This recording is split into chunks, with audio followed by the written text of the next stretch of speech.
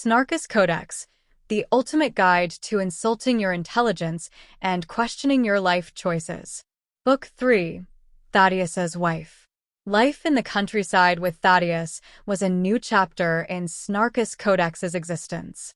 The hermit's grumpy demeanor and sharp wit provided a stimulating environment for the sentient book.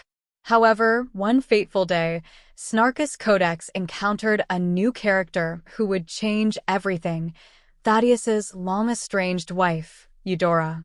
Eudora arrived unannounced one sunny morning, her presence heralded by the distant clatter of a carriage. Snarkus Codex watched from its perch on a moss-covered stone as the elegant vehicle approached Thaddeus's humble cottage. Well, who do we have here? Snarkus Codex mused aloud. A visitor in these parts? Must be lost. The carriage door opened, and out stepped a stately woman dressed in rich, flowing garments. Her silver hair was tied in an intricate bun, and her eyes sparkled with a mix of determination and nostalgia.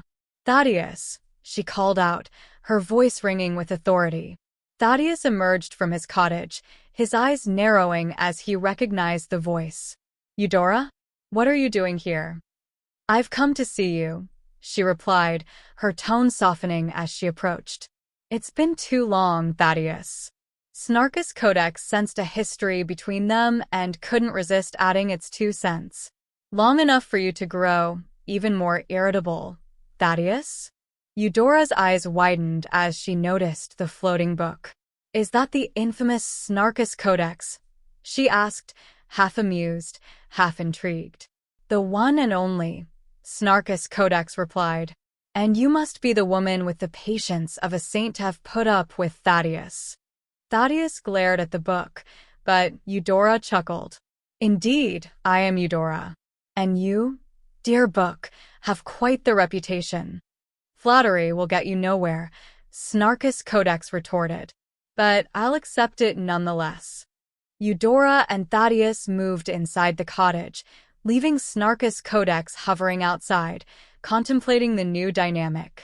After a while, curiosity got the better of it, and it floated inside to eavesdrop on the conversation. The atmosphere was tense but not hostile.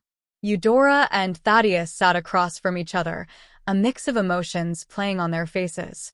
"Why did you come back, Eudora?" Thaddeus asked, his voice gruff but not unkind. "I missed you," she admitted. "Despite everything, I missed our life together. And I heard about your new companion." Thaddeus glanced at Snarkus Codex, which was doing its best to look nonchalant. "The book's a handful, but it's grown on me." "Well, it's about time someone grew on you," Snarkus Codex interjected. "Though, honestly, Eudora, you could do better." Eudora laughed, a genuine, hearty laugh that seemed to brighten the room. "You've got quite the mouth, Codex. I can see why Thaddeus likes you." Over the next few days, Eudora's presence brought a new warmth to the cottage. She and Thaddeus began to reminisce about old times, their shared history bringing a sense of reconciliation. Snarkus Codex, ever the observer and commentator, found itself oddly enjoying the harmony. "So, Eudora," the book said one evening, "what's your story? How did you end up with our dear Grump here?" Eudora smiled wistfully.